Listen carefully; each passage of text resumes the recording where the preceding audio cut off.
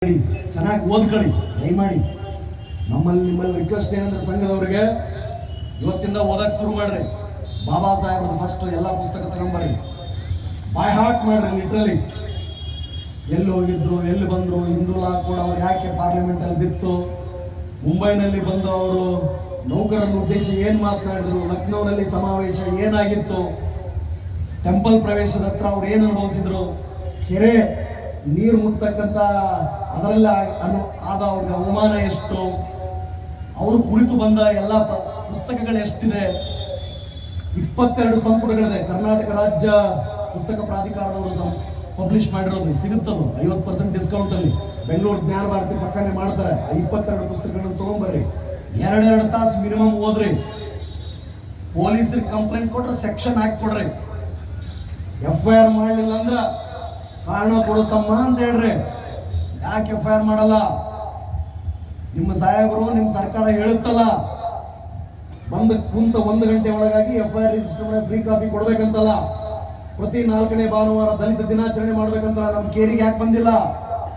ಪ್ರತಿ 3ನೇ ಭಾನುವಾರ ಫಿರ್ಯಾದಿದಾರರು ನೊಂದವರ ದಿನಾಚರಣೆಯನ್ನು ಮಾಡಿ ಕೊಟ್ಟ ಕಂಪ್ಲೇಂಟ್ ಪಿಟಿಷನ್ ಯಾವ ಹಂತದಲ್ಲಿದೆ, ಏನ್ ಎನ್ಕ್ವೈರಿ ಆಗ್ಬೇಕು ಅಂತ ಹೇಳ್ಬೇಕಂತಲ್ಲ.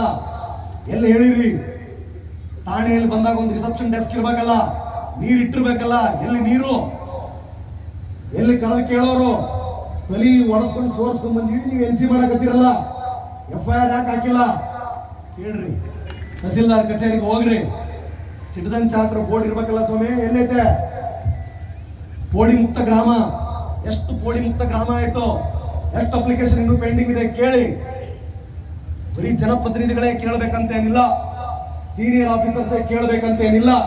ನಿಮಗೂ ಕೇಳುವ ಹಕ್ಕಿದೆ. ನೀವು ಭಾರತೀಯ ಪ್ರಜೆ.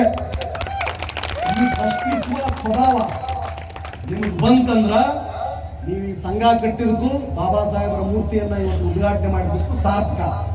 ಇಲ್ಲ ಹೋಗ್ತೀವಿ, ಸಾಹೇಬರು ಟೂರ್ ಮೇಲೆ ಅದಾರ, ನಾಳೆ ಬರಲೆ ಮೀಟಿಂಗ್ನಾಗ ಅದಾರ, ಎಷ್ಟು ಮೀಟಿಂಗ್ ಮಾಡೋದು. ಊಟ 1 ಗಂಟೆಗೆ ಆರಂಭ, 3:30ವರೆಗೂ ಇರಂಗಿಲ್ಲ. ಆನಿ ತಿಂತೀರ, ಒಂಟಿ ತಿಂತೀರ ಕೇಳಬೇಕು.